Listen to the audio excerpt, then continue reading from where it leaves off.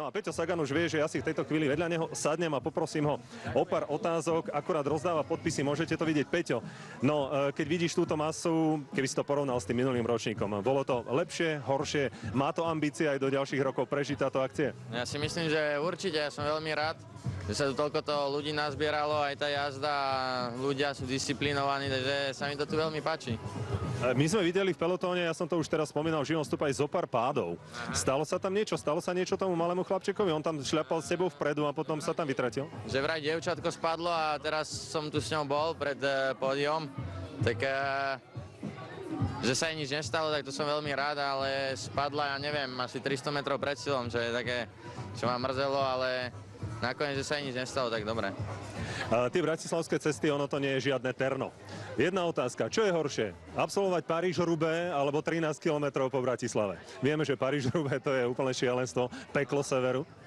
Tak Paríž-Roubaix je vlastne pretek, toto bolo skôr také uvoľnenie, alebo teda príjemný zážitok s ľuďmi, ktorí mi fandia, s deťmi, ktorí sa ma aj pýtali otázky. Mám na mysli tie slovenské cesty, keby si to porovnal. Ja, to sa nedá porovnať, lebo Paríž-Roubaix tie cesty sú naschvál také a na Slovensku to asi naschvál není. Áno, tu je všetko také normálne, hej, tu rozbitá cesta je všetko v pohode.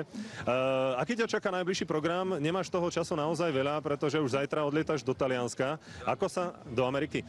Ako sa cítiš po tých 13 kilometroch? Budeš mať energiu na Tour of California, ktoré ťa tam čakajú? Určite áno, práve že 13 kilometrov, tak toto akože dneska neberiem, že som trénoval. V pelotóne ja som počul, my sme išli s autom pre tebou, sa ťa aj fanúšikovia pýtali na rôzne watáže, také a tak ďalej a tak ďalej. Čo si im vysvetľoval konkrétne? Tak pýtali sa, že ako vlastne podľa čoho trénujeme, alebo tak podľa tých watových zariadení, čo nám merajú silu, ako šlapeme do pedálov. A to je akože dlhá debata, že to je strašne veľa vecí, čo sa toho týka. A potom deti sa ma pýtali, že koľkokrát som spadol za sezónu, koľko defektov má a také veci, takže celkom sranda. Ešte na aktuálnu tému, máš za sebou určité jarné klasiky, ako teda hodnotíš to tvoje jarné vystúpenie v týchto klasikách? Aj dobre, aj zle si myslím, že nové skúsenosti, nemôže byť každá sezóna rovnaká, alebo cez kopírak, takže berem to všetko, že je to tak, ako to má byť, zatiaľ všetko v pohode. Z Grand Tour, ktorá bude tá hlavná? Samozrejme Tour de France, pôjdeš aj Vueltu alebo Giro d'Italia? Tak Giro nepôjdem, lebo idem teraz do Kalifornie, okolo Švajčiarska pojem a potom Tour de France. Takže tam budem chcieť obhájiť zelený dres. No a potom záver sezóny ešte uvidíme. Značka Peter Sagan je stále silnejšia a silnejšia. Máš pocit, že pretekári, tvoji konkurenti v pelotóne si už na teba dávajú väčší pozor, preto tie víťazstvá prichádzajú možno aj ťažšie? To určite ťažšie a zároveň keď nevyjde pretek tak, ako človek očakáva, tak sa môže pozmeniť viac vecí a vlastne nemusí sa stále vyhrávať.